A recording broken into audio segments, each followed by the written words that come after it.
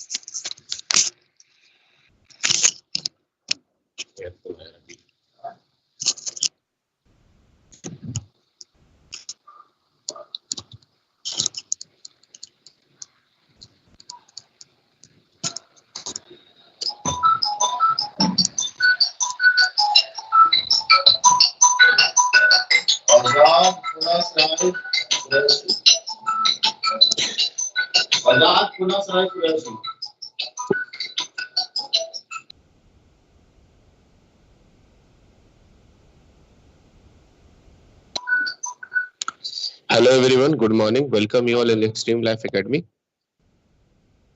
Today we are going to discuss about biology. आज हम लोग बायोलॉजी का क्लास करेंगे, ठीक है?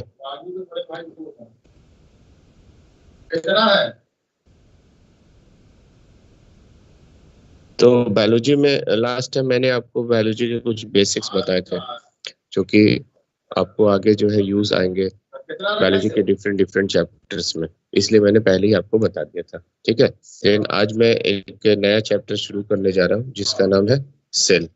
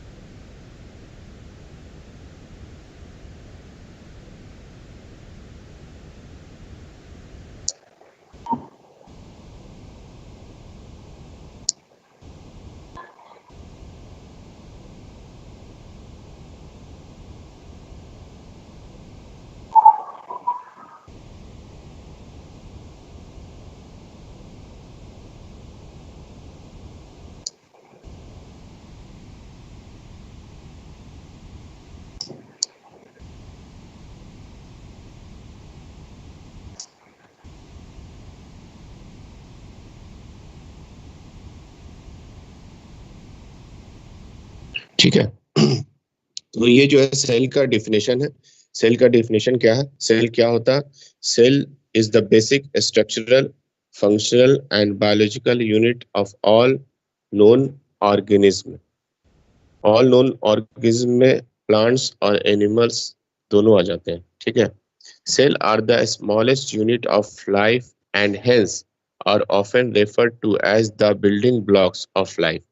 The study of cell is called cytology और सेल बायोलॉजी।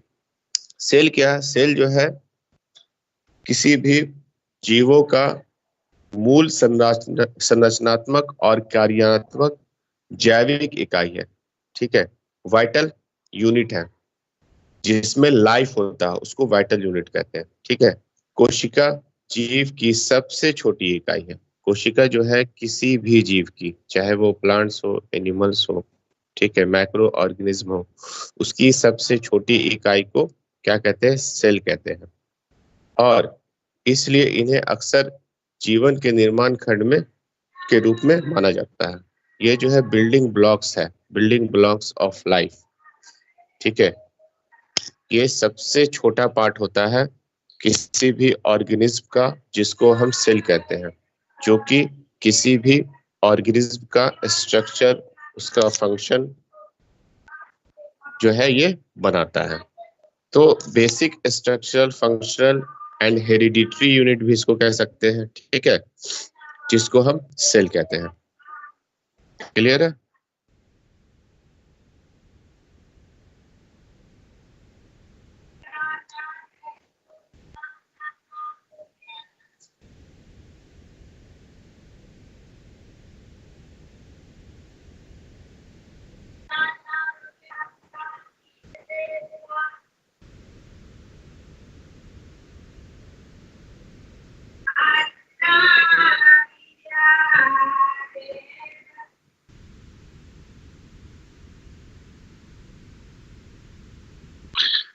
देखिए, सेल जो है सबसे बेसिक यूनिट है किसी भी ऑर्गेनिज्म का।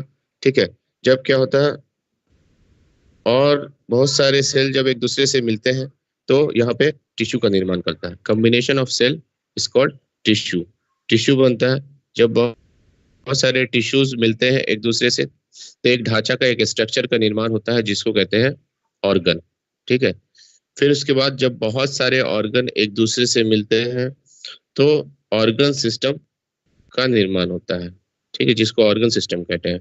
देन बहुत सारे ऑर्गन सिस्टम मिलकर के किसी ऑर्गेनिज्म का निर्माण करते हैं, किसी जीव का निर्माण करते हैं, चाहे वो प्लांट्स हो, एनिमल्स हो, या फिर दूसरे macro organism. Basically macro organism जो है वो यूनिसेलुलर होते हैं, कुछ मल्टीसेलुलर भी होते हैं। तो सेल क्या है? सेल जो है जीवन का, किसी भी ऑर्गन के जीवन का बेसिक यूनिट है, सबसे छोटा यूनिट है, जो जिसके ऊपर उसका फंक्शन और स्ट्रक्चर सब कुछ जो है वो सेल बनाता है। ठीक है, समझ में आ गया? क्लियर है?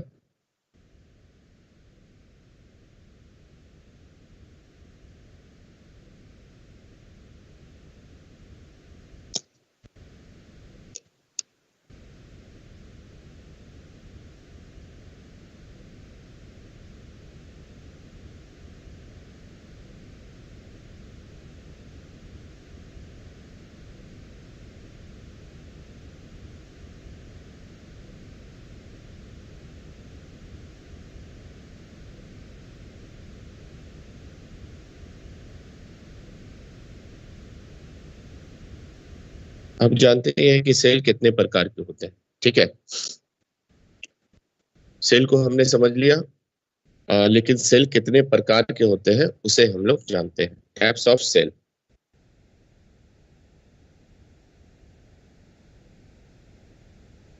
सेल के प्रकार, तो सेल बेसिकली जो है वो दो प्रकार के होते हैं।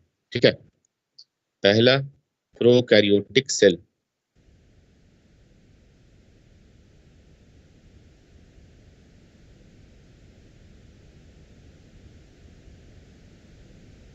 हिंदी में भी प्रोकैरियोटिक ही कहते हैं।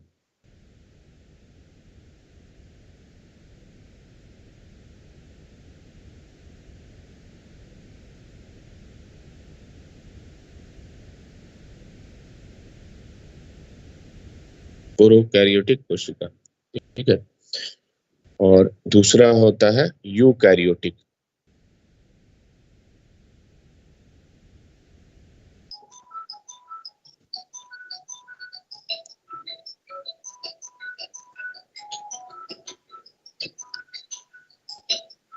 यूकैरियोटिक को भी यूकैरियोटिक कहते हैं हिंदी में।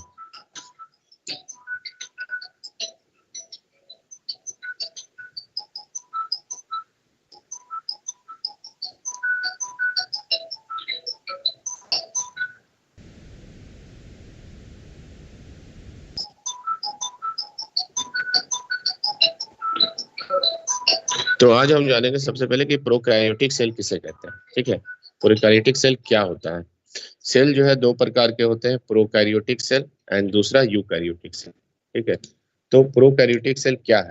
प्रोकैरियोटिक सेल ऐसे कोशिकाओं को कहते हैं जिनमें न्यूक्लियर मेम्ब्रेन, न्यूक्लियोलस तथा दूसरे सेल ऑर्गेनेल्स सुविकसित होते हैं।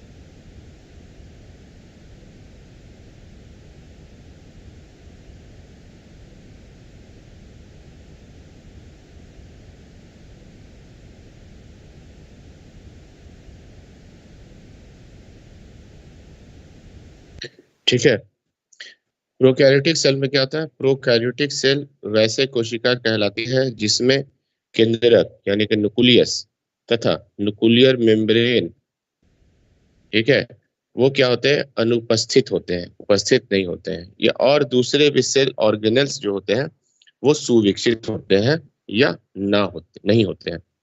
जैसे कि किसी भी, अगर हम सेल की बात करें तो ये सेल है, ठीक है, सेल के अंदर ऐसे न्यूक्लियस होता है, इसको कहते हैं न्यूक्लियस, न्यूक्लियस और इसे कहते हैं न्यूक्लियर मेम्ब्रेन।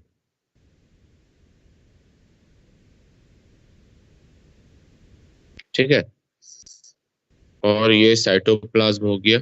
इसके अलावा इसमें और भी दूसरे न्यूक्लियस होते हैं, ये सेल ऑर्गन्स होते हैं, जैसे गोल्जी ब्रैडर, गोल्जी बॉडी, माइटोकॉन्ड्रिया। ठीक है, तो प्रोकैरियोटिक सेल में क्या होता है कि ये न्यूक्लियस जो है नहीं होता है, जबकि यूकैरियोटिक सेल में न्यूक्लियस होता है। इसके अलावा न्यूक्लियर मेम्ब्रेन भी अनुपस्थित होता है प्रोकैरियोटिक सेल में। ठीक है, जबकि यूकैरियोटिक सेल में न्यूक्लियर मेम्ब्रेन उपस्थित होता है, न्यूक्लियस पूरा सेपरेट होता है यूकैरियोटिक सेल में, लेकिन प्रोकैरियोटिक सेल में न्यूक्लियस एब्सेंट होता है, नहीं होता। इसके अलावा कुछ और भी सेल ऑर्गेनेल्स अनुपस्थित होते हैं, जैसे कि माइटोकॉन्ड्रिया, गोल्जी बॉडी, ठीक है, लाइसोसोम, क्लोरोप्लास्ट।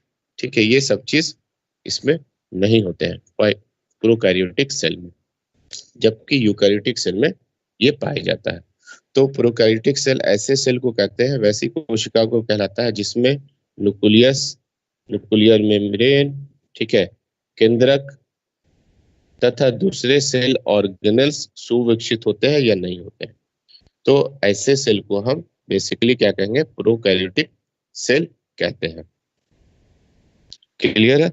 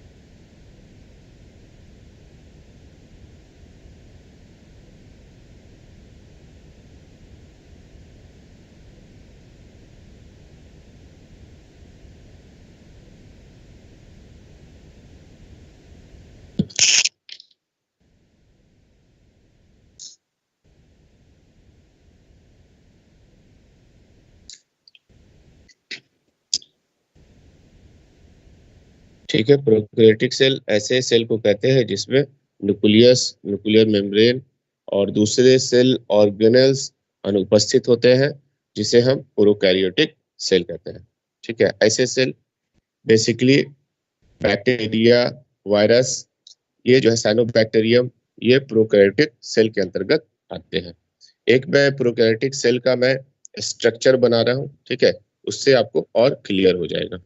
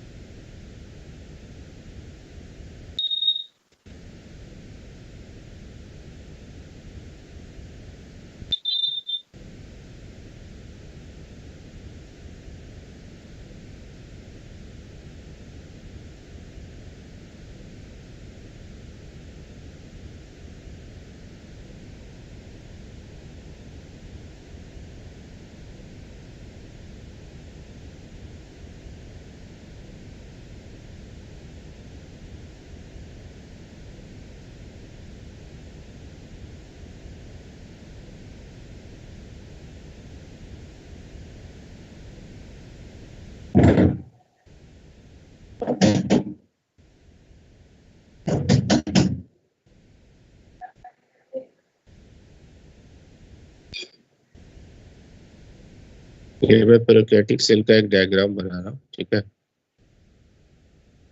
इसका स्ट्रक्चर कैसा होता है।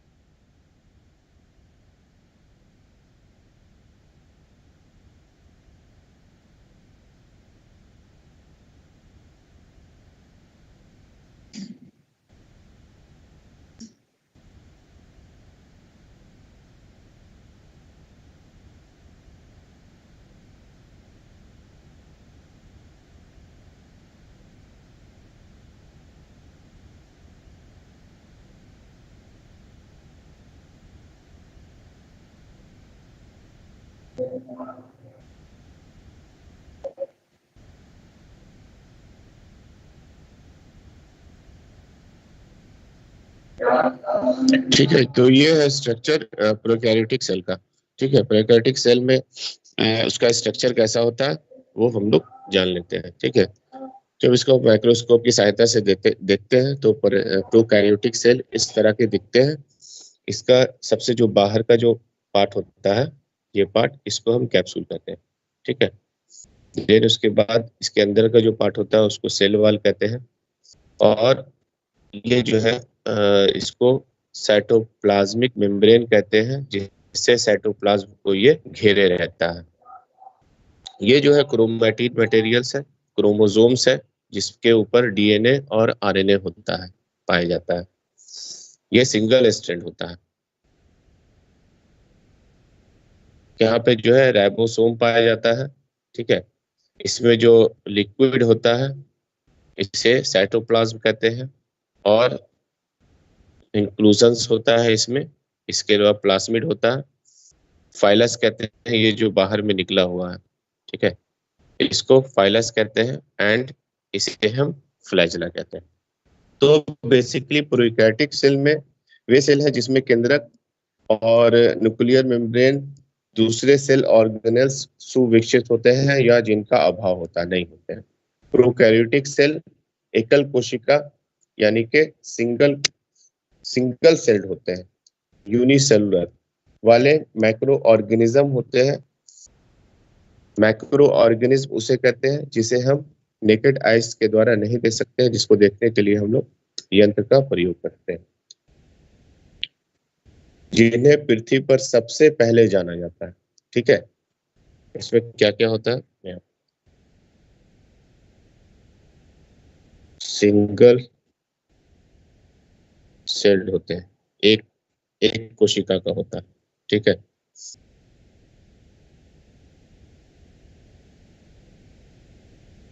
ये क्या होता है? मैक्रो ऑर्गेनिज्म होता है। ठीक है, बैक्टीरिया,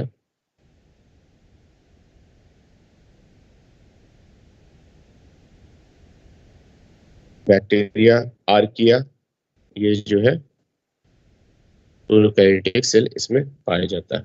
इसके अलावा साइनोबैक्टीरिया, इसमें भी प्रोकैरियोटिक सेल पाया जाता है।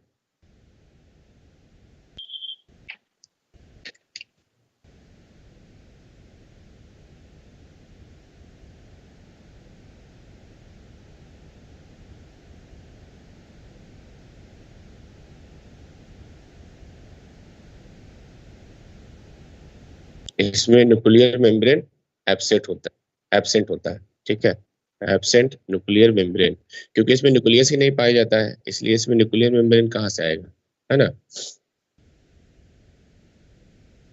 इसके अलावा इसमें माइटोकॉन्ड्रिया,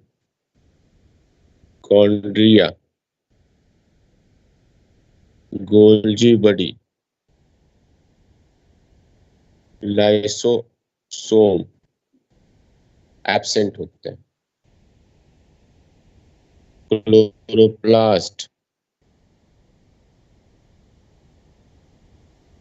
ये क्या होता है? Mitochondria, Golgi body, lysosome, chloroplast इसमें एब्सेंट होते हैं। ये जो सेल ऑर्गेनल्स हैं ये प्रोकैरियोटिक सेल में नहीं पाए जाते हैं।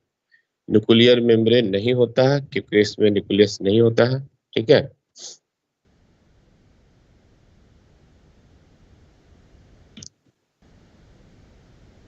एक तरह का प्रोटीन होता है जिसको हिस्टोन प्रोटीन कहते हैं, एब्सेंट होता है।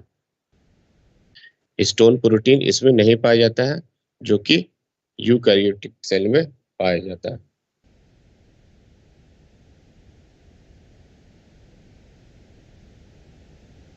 इसके जो सेल वॉल होते हैं वो कार्बोहाइड्रेट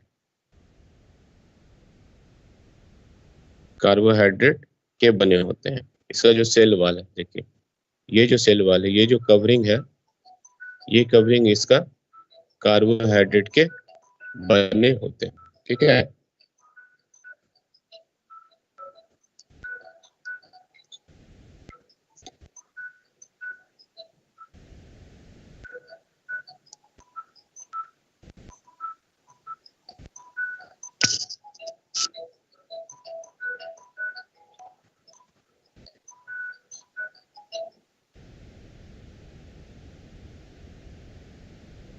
इसके जो जेनेटिक मटेरियल होते हैं वो साइटोप्लाज्म में पाया जाता है। हालांकि जेनेटिक मटेरियल यूकैरियोट्स में क्या होता है कि न्यूक्लियस के अंदर पाया जाता है। ठीक है, यूकैरियोट्स में क्या होता है, इसके जो जेनेटिक मटेरियल होते हैं यानी कि डीएनए आरएनए, ये न्यूक्लियस के अंदर होते हैं यूकैरियोट्स में, लेकिन यहाँ पे कहीं पे आपको न्यूक्लियस नहीं दिखती होगी।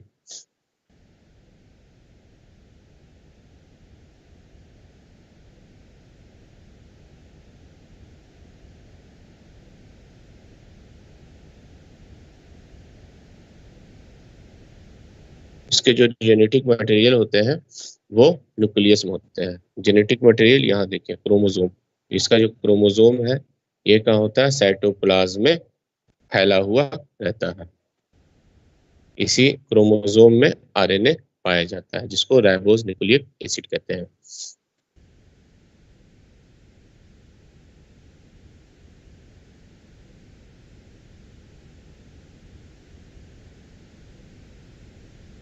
ये गोलाकार जो है रॉड के नुमा जो होता है इसको न्यूक्लियोटाइड भी कहा जाता है, न्यूक्लियोटाइड।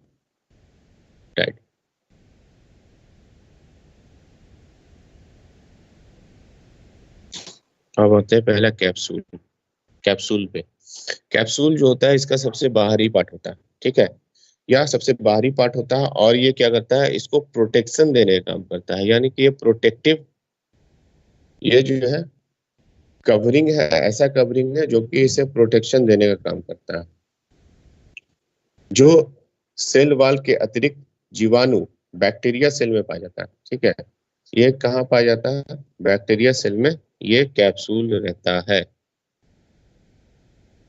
जो कि इसे प्रोटेक्शन देने का काम करता है या नमी को बनाए रखने में मदद करता है। ये करता क्या है कि जो नमी होता है उसको बनाए रखने का काम करता है ये कैप्सूल, और ये सेल को प्रोटेक्शन देने का काम करता है, रक्षा देने का काम करता है। इसके अलावा पोषक तत्वों और सतहों को कोशिकाओं के लगाव में मदद करता है। ठीक है, जुड़ने में एक दूसरे से मदद करता है, जिसको हम कैप्सूल कहते हैं। दूसरा है सेल वॉल। ये हो गया आपका सेल वॉल, प्रोकैरियोटिक सेल का। सेल वॉल क्या है, या सेल वॉल की सबसे बाहरी परत है, या प्रोकैरियोटिक सेल की सबसे बाहरी परत है जो सेल को आकार देता है। ये करता क्या है कि निश्चित आकार देने का काम करता है, एक स्ट्रक्चर देता है इसको। इसी सेल वॉल के कारण इसका स्ट्रक्चर क्रिएट होता है।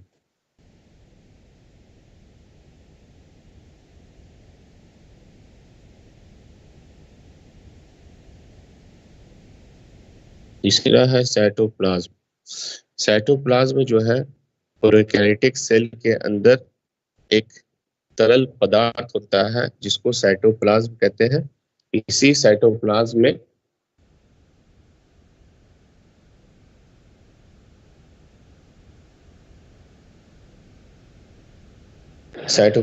में मुख्य रूप से एंजाइम, लवण, सेल ऑर्गेनेल्स सब इसके अंदर होते हैं। साइटोप्लाज्म में क्या क्या होते हैं, cell organelles, enzymes, salt, enzyme, salt,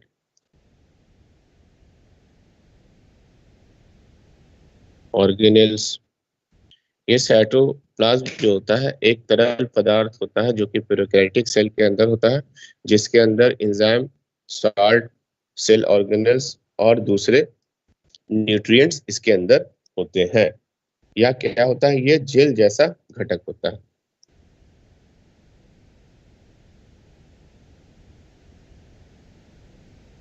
cell membrane. ठीक है, ये जो है साइटोप्लाज्मिक मेम्ब्रेन होता है सेल वॉल के ठीक नीचे, इसको हम सेल मेम्ब्रेन कहते हैं। यह परत कोशिका द्रव को घेरे लेती है। ये करती है क्या, कोशिका द्रव जो होता है इसमें साइटोप्लाज्म होता है, इसको ये घेर के रखती है। ये बाहर ना निकले, जिसको सेल मेम्ब्रेन कहते हैं। और ये क्या करती है, किसी भी दूसरे पदार्थ के प्रवेश को रोकने का काम करती है।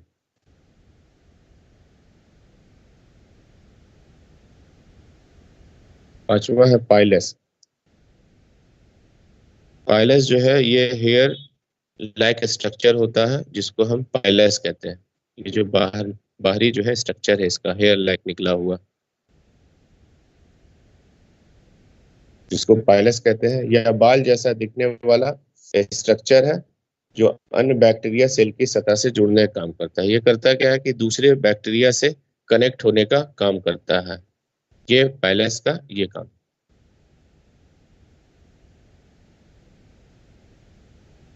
Connect with another bacteria,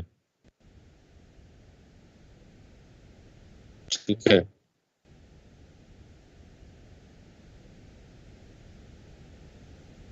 and flagella, flagella कहते हैं इसको। ये जो लास्ट वाला जो पोर्शन है स्पाइरल टाइप का है और ऐसे घुमा हुआ रहता है, जिसको हम इस फ्लैजिला कहते हैं।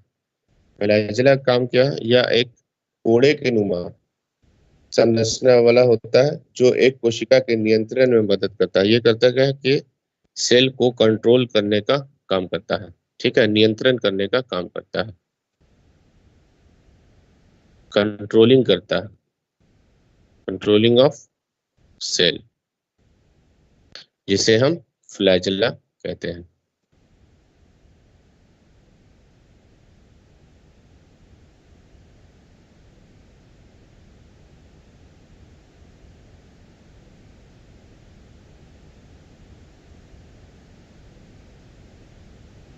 देन एक और पार्ट होता है इसमें सेल ऑर्गेनल्स, इसको कहते हैं राइबोसोम।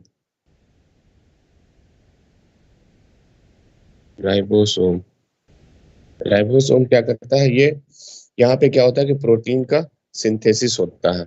यहाँ पे प्रोटीन का निर्माण होता है, जिसको हम प्रोटीन सिंथेसिस कहते हैं। प्रोटीन सिंथेसिस, जिसको ये प्रोकैरियोटिक सेल बैक्टीरिया यूज करता है, ठीक है। राइबोसोम ये वाला पार्ट है, ठीक है। ये गोल गोल जो पार्ट है साइटोप्लाज्म में होता है राइबोसोम।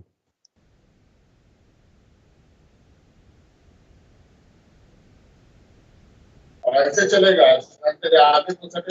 एंड प्लास्मिड, ये प्लास्मिड होता है इस तरह से।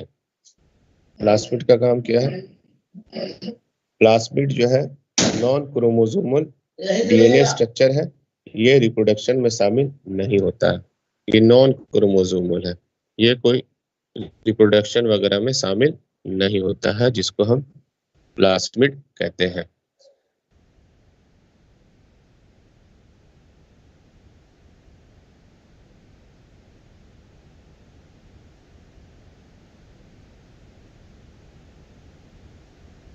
एक होता है न्यूक्लियोइड रीजन, या साइटोप्लाज्म में होता है। ये न्यूक्लियोइड रीजन जो होता है ये साइटोप्लाज्म में पाया जाता है, जहाँ पे जेनेटिक मटेरियल मौजूद होते हैं, जिसे जिसे न्यूक्लियोइड रीजन कहते हैं।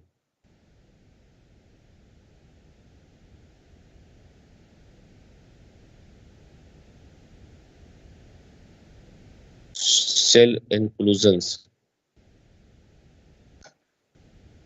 इसको कहते हैं सेल इंक्लूजन्स। ये वाला जो पार्ट है ये सेल इंक्लूजन्स। सेल इंक्लूजन में क्या होता है, सेल इंक्लूजन को विभिन्न पोषक तत्वों या पिगमेंट माना जाता है। इसके अंदर जो है पोषक तत्व होते हैं, जिससे बैक्टीरिया या वायरस जो है न्यूट्रिशन लेते रहता है, जिसको इंक्लूजन कहते हैं। और इसके अलावा इसमें पिगमेंट्स होते हैं,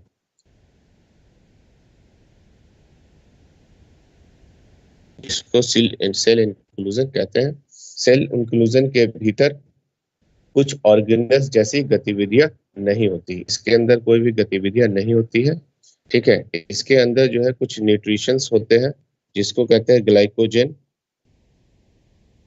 ग्लाइकोजन लिपिड।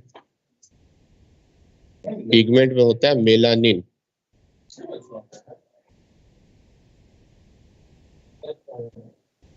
लाइपोफ्यूसिन एंड हेमोसिडेरिन। ये जो है पिगमेंट है, इसको जो है डिफरेंट डिफरेंट कलर के होते हैं जिसको पिगमेंट कहते हैं। और ये न्यूट्रिशन इसके अंदर होता है, जैसे लिपिड होता है, ग्लाइकोजन होता है, जो कि ये जो भी प्रोकैरियोटिक सेल्स होते हैं, बैक्टीरियाज होते हैं, इसके न्यूट्रिशन में काम आता है। ठीक है।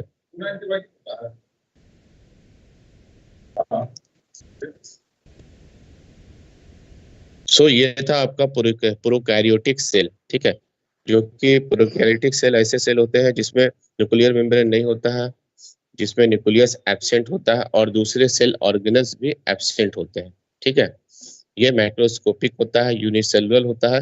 ये सारी बातें आपको याद रखनी है। ठीक है, इसका जो बाहरी परत होता है उसको कैप्सूल कहते हैं, है ना, जो कि इसे प्रोटेक्शन देने का काम करता है और इसको नमी प्रदान करता है। इसके अलावा इसमें सेल वॉल होता है जो कि इसको स्ट्रक्चर देने का काम करता है। ठीक है, साइटोप्लाज्मिक मेम्ब्रेन होता है, इसके जो भी साइटोप्लाज्म होते हैं उसको बाहर निकलने से रोकता है।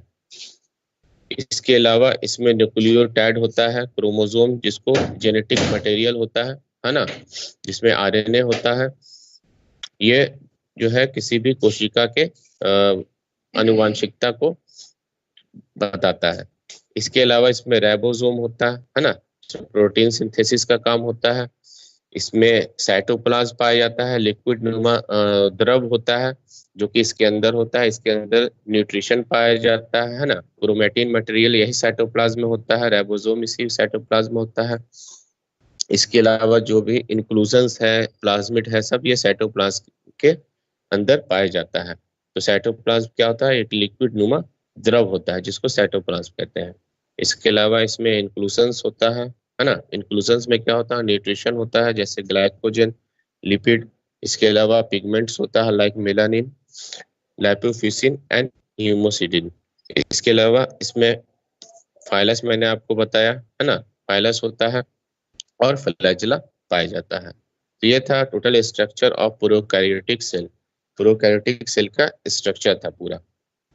देन प्रोकैरियोटिक सेल के बारे में कुछ और हम लोग स्टडी करेंगे कल। बैक्टीरिया के बारे में स्टडी करेंगे, है ना, बैक्टीरिया का सेल कैसा होता है, उसका स्ट्रक्चर कैसा होता है। देन उसके बाद हम लोग यूकैरियोटिक सेल को हम लोग स्टडी करेंगे। तो आज के लिए हम इतना ही रहने देते हैं। नेक्स्ट क्लास में हम लोग यूकैरियोटिक सेल का हम लोग स्टडी करेंगे।